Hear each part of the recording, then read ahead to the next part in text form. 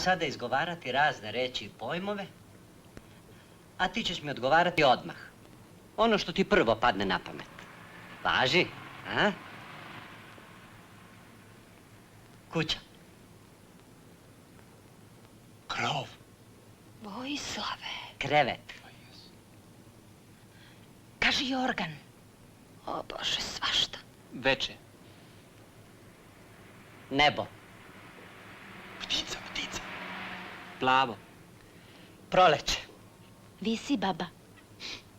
Visi baba. Tišina. Pa zašto se ljutiš? Mi ti svi želimo dobro. Pa jes. Nama je cilj da od tebe stvorimo pozitivnu ličnost. Plavo.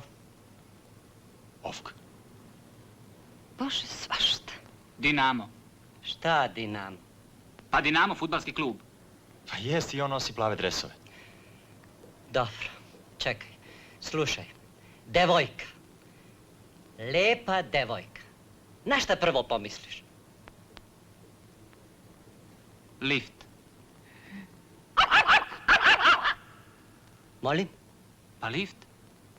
Napolje! Napolje!